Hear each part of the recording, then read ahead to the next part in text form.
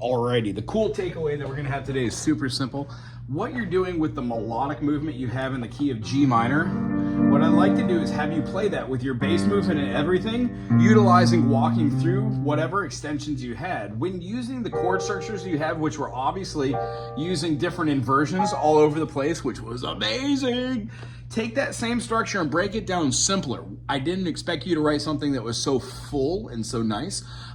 Honestly, you could break it down to a little less movement if you want, just pulsing. Try and get that half step kind of pulse thingy, and then try and see these notes that we're using for the minor, and then try and add that one note to make it a natural minor. See how a harmonic minor changes that natural minor and that feeling.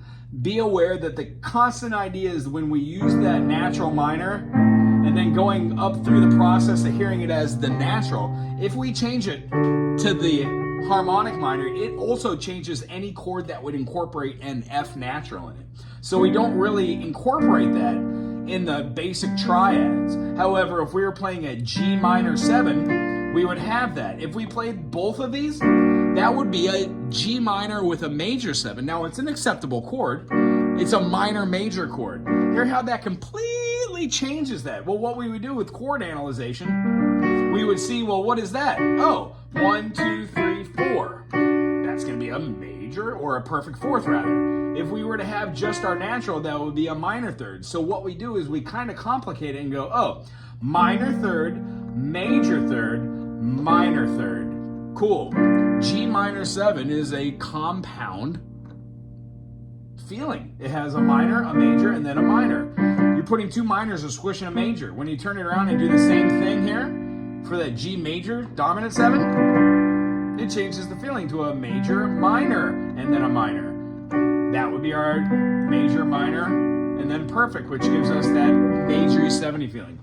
We do that in every key to see and analyze how this C major 7 will sound with an E flat minor with a major 7. E flat minor with a major 7, we would have what?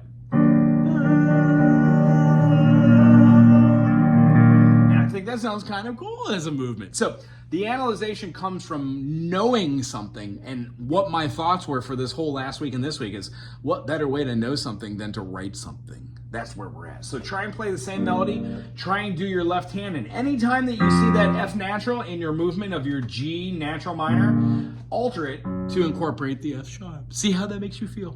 That's it. That's the idea. And then when you're going through this, maybe with that construct, build all of your notes up again. So you'd have like your G minor, right? And then we would go again to your, right?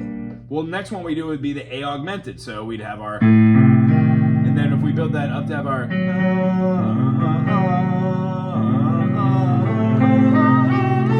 you build it all the way up, and then the chords that incorporate that F sharp rather than the F natural, that gives you the feeling when you get to that point of having, oh, when I'm moving up, I'm playing this D now, and it's super majory. And then our next movement to the E flat major feels the same. You can move that through our 3-note chords and go through our 1, 3, 5, 1, and keep building that up. And when we do that, we find different notes that are inside our scale degree. And the one we're working on is harmonic minor. It's good seeing you today, bud.